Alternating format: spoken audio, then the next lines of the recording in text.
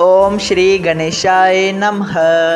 ओम नमो भगवते वासुदेवाय। हरे कृष्णा कृष्ण कृष्णा हरे हरे, हरे राम राम राम हरे हरे। तव्हां सभिनी हरि भक्तन के नमस्ते।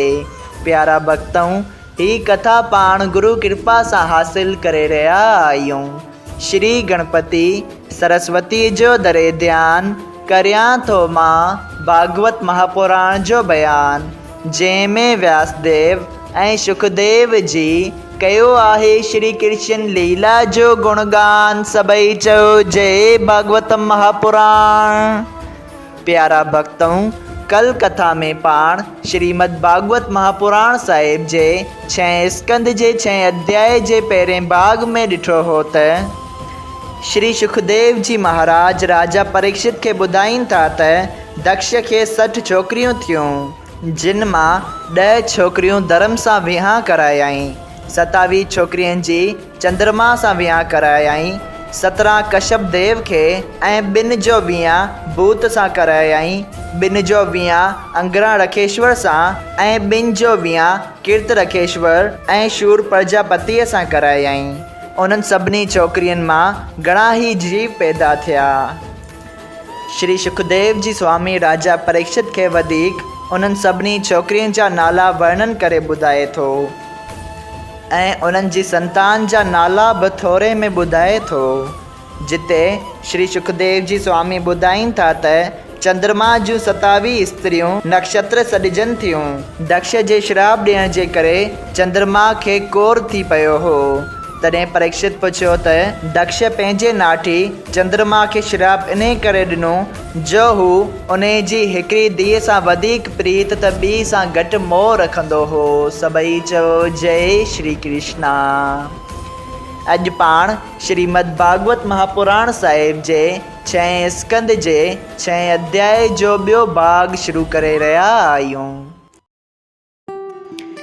श्री सुखदेव जी स्वामी ॿुधाइनि था त कश्यप जी जी बिंता नाले स्त्रीअ मां गुरुर, उरन ऐं कदरू, ऐं ॿी स्त्रीअ मां नांग वग़ैरह, ऐं पतगीअ मां पखी वग़ैरह, जामनीअ मां तितर वग़ैरह, यमनीअ मां जल जा जीव, सुरमा नाले स्त्रीअ मां 5 नुंहंनि वारा जीव जीअं कुतो ॿिली वग़ैरह थिया, तामर मां बाज़ वग़ैरह, करुदीता मां वछूं, मनी मां एसरा, अला मां दरख्त वग़ैरह, सुरसा मां राक्षस धरतीअ मां, सुरसा मां राक्षस, दितीअ मां हिरण्य कश्यप ऐं हिरणा कश्यप दैत, अदितीअ मां सूरज तोष्टा ऐं ॿिया देवता पैदा थिया, इष्टा मां गंधर्व वग़ैरह, काष्टा मां गोरा ऐं खरनि वारा पशु, धन मां दानव वग़ैरह पैदा थिया।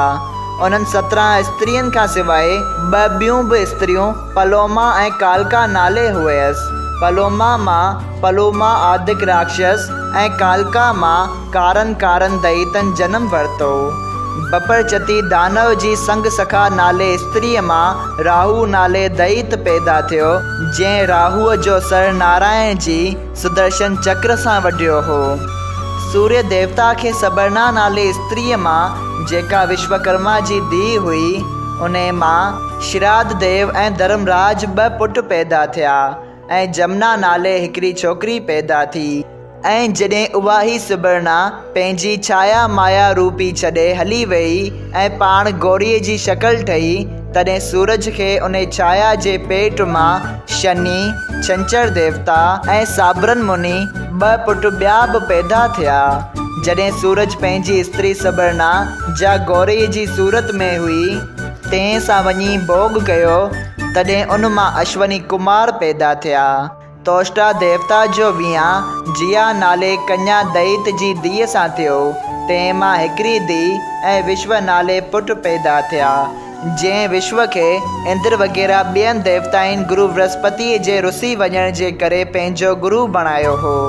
इहा कथा ॿुधी राजा परीक्षित पुछियो त हे महाराज, सुबर्णा पंहिंजी माया छॾे कहिड़ी तरह हली वई, तंहिंजो हाल ॿुधायो।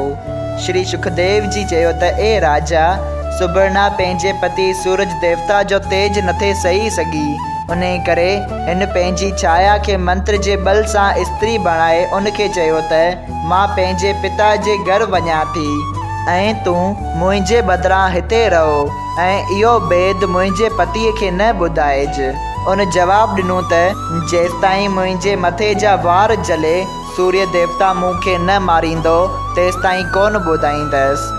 जॾहिं सुबर्णा इहा ॻाल्हि माया रूपी स्त्रीअ खे सम्झाए पाण पंहिंजे पीउ जे घर आई तॾहिं विश्वकर्मा कावड़जी चयो त तूं पंहिंजे पतीअ जी आज्ञा बिना हली आई आहीं, तंहिं करे मां तोखे रहणु न ॾींदसि। जॾहिं सुबर्णा पंहिंजे पीउ जी हीअ ॻाल्हि ॿुधी तॾहिं निर्लज थी कुरुक्षेत्र में हली वेई ऐं गौरीअ जो रूप धारे उते रहणु लॻी।